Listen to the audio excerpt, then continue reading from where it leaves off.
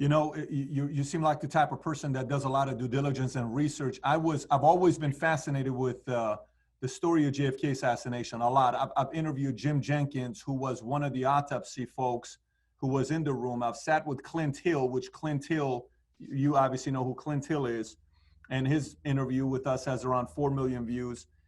Sat down with Abraham Bolden, sat down with several different people to talk about that.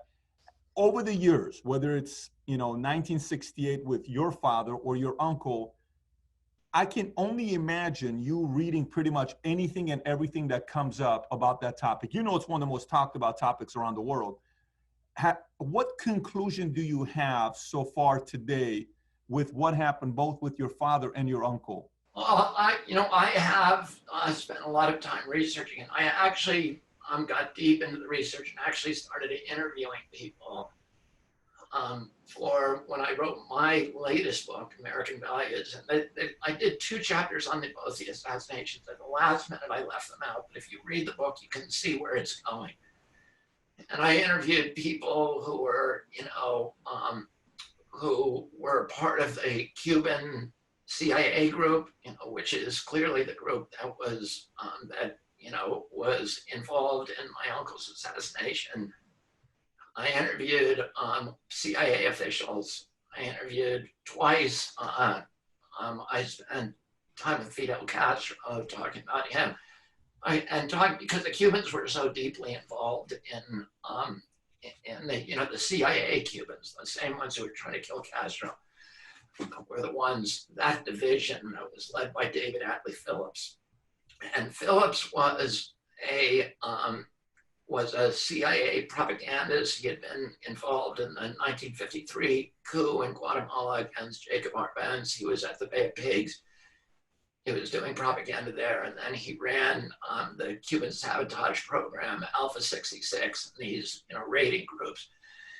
And it was people from those teams that were the team that was involved in the assassination. Lee Harvey Oswald, he was also Lee Harvey Oswald's case officer, David Atlee Phillips. Originally, Lee Harvey Oswald had worked directly for James Jesus Angleton, who was the counterintelligence. So Lee Harvey Oswald had been a radar operator at the Atsui Air Force Base in Japan, and that's where the U-2 flights had taken off. So he had very high security post, top secret. He defected to the Soviet Union in 1957, but his defection was what they called a dangle. It wasn't a real defection. He was actually a CIA asset from that time, and he was working for Angleton. And the reason for his defection was that at Angleton, that there was a mole in Langley that they never found. And it's the reason they never had a good spy in Russia. Because as soon as they got somebody who defected, he'd immediately get killed, because there was somebody in Langley telling. Angleton, who ran that division, counterintelligence, which was supposed to trap Russian spies, recruited Oswald to make a fake defection to Russia, because he believed they had his file on a trigger at Langley. And they assumed that the KGB would be wondering, who is this guy? Is he real? And that they would contact them all at Langley and say, go pull his file and tell us what it says. So he had a trigger system and eyes on that file so that he would know if somebody pulled it, and he'd know that that was the mole. It never happened. And so Oswald was recalled from Moscow 3 years later. By then, he'd already married the daughter of a KGB colonel, and he came back here with Marina. He was met at the airport, never interrogated he was given money to return by the State Department, $600. He flew to Dallas. He was met by a CIA agent or assets in Dallas, who then took care of him, who ended up getting him the job at the book depository, who took care of him through all of his sojourns. But the whole time he was reporting to 2 men, David Johannides, who ended up being the liaison with the Warren Commission. And his job was just to hide stuff. And of course, Allen Dulles, who was the head of the CIA that my uncle had fired and who was the chief suspect in the assassination, ran the Warren Commission, got himself appointed to it, and ran to hide the CIA's involvement. But Oswald was, was a pro-Kennedy guy, loved my uncle, and, was really kind of misused by David Atlee Phillips and the CIA. And I spoke to Cubans who met Oswald and met him with David Atlee Phillips. And, I think it's, at the time, the Warren Commission, they were able to hide the CIA involvement, but by 75, when the Hartz Committee met, they made the conclusion that, yeah, it was a conspiracy. And the staff for that committee all concluded that it was the CIA that had done it. And I think now we have so much evidence and so much documentation that it's really would be almost crazy to think that they were not, behind it. In terms of my dad, I never believed that there was a conspiracy. I always believed that Sirhan had acted alone. There was so much evidence against him, his diaries and everything else. And it seemed there were 77 eyewitnesses to him shooting my dad. But then, when I started talking to people, I realized there was a lot of problems with the story. Oswald could not have shot my father. Oswald, we know what happened to all of his bullets. Oswald was at the closest, about 5 feet from my father. His hand, his body was, at 8 feet. That's the closest. And he fired 2 Oswald shots. or Sirhan? Sirhan, sorry. Sirhan met my father in the Ambassador Hotel kitchen. He was standing the other side of a steam table. My father walked toward him. He fired 2 shots at my father. One of those shots hit Paul Schrade, who was a labor organizer for my father, in the head. Paul's alive today and very close friends, and has been trying for 20 years to get Sirhan out of jail because he knows he's innocent. And he's the one who forced me to sit down and look at the evidence, the autopsy report, etc.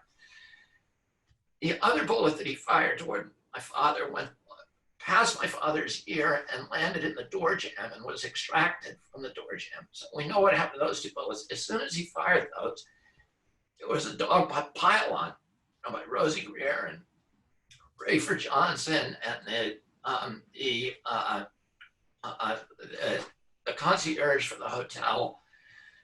A whole bunch of people grabbed him, and the first thing they did is point his gun away from my father, the opposite direction, but they couldn't get it away from him. And Sirhan fired 6 other shots and emptied the chamber. It was an 8-shot revolver. And every one of those shots hit somebody. So we know what happened to all of them. There's 2 shots that way, we know what happened. And there were 6 shots the other way. My father was killed by 4 shots from behind.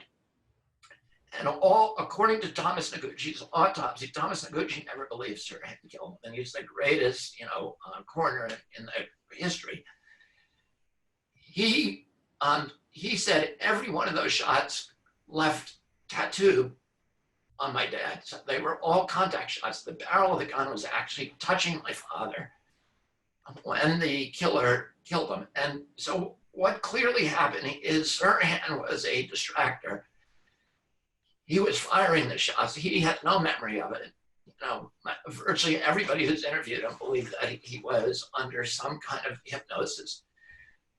He fired the shots, and while people were looking focused on him, another person fired 4 shots from behind. One went through harmlessly through his shoulder pad of his suit, and the 2 went to his back and one into his head.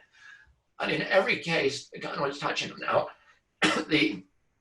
the person who almost certainly fired those shots is a man called Eugene Thanes Cesar, who was he worked at Lockheed. He had gotten the job as security, the job to be a security guard at that event 3 days before. He worked at Lockheed at a high security job. He was, as it turns out, a CIA agent.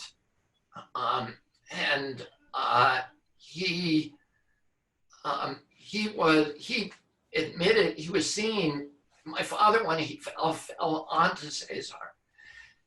And as he was falling, he turned around and he tore off Cesar's clip-on tie. And so if you see pictures of my father lying on the ground, he has that clip-on tie in his hand. And Cesar says that my father fell on him. He drew his gun. He said he drew his gun when he changed his story many times about when he drew his gun, but when he stood up, he had the gun out. The police never questioned him at that time, and they never took his gun away. He later sold the gun to another guy at Lockheed, and that gun has been tracked down since. The bullets that came from Sirhan's gun, none of them matched the bullets that were in my father.